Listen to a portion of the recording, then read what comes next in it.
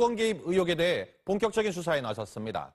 우선 고 씨의 관세청 인사 개입 의혹과 관련해 세관 관계자들을 소환 조사했습니다. 김태용 기자입니다. 고영태 씨에 대한 각종 이권 개입 의혹은 그의 측근 김수현 씨가 녹음한 파일이 공개되면서 본격적으로 불거졌습니다. 의혹 제기와 함께 고 씨를 둘러싼 고소고발 사건들이 검찰 여러 부서에 배당됐고 검찰은 사실 확인을 위해 본격 수사에 나섰습니다.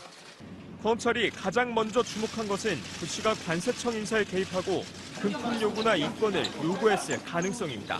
관세청장 되면은 내일 발표한다니까 다음에 다 줄줄이 만나자. 같이 밥 먹읍시다. 그러면 당신은 뭔가 내놔야지 하고 요구할 거야. 내가.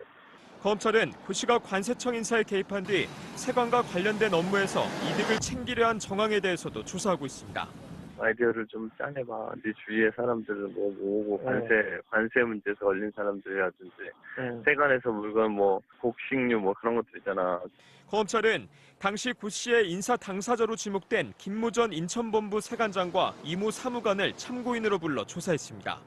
검찰은 김 전 세관장 등을 상대로 고 씨가 인사에 개입한 뒤 모종의 대가를 요구했는지 어떤 이득을 취했는지 등을 집중 조사했습니다.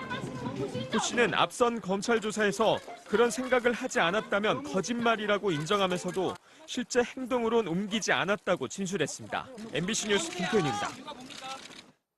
고영태 씨와 그 측근들은 최순실 게이트에 깊이 연루돼 있었지만 정작 검찰과 특검은 이들에 대한 수사를 하지 않았는데요.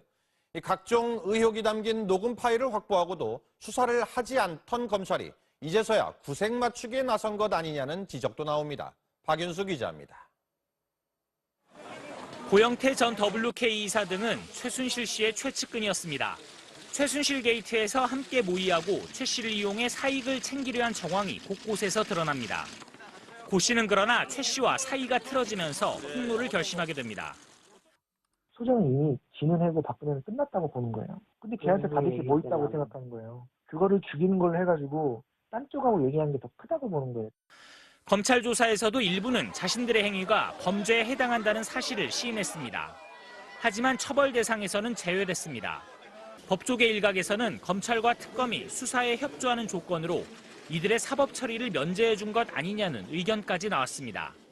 지난 2월 초 고영태 녹음 파일이 공개되고 난 후 논란이 커지면서 검찰과 특검도 필요하면 조사하겠다는 입장을 밝혔습니다.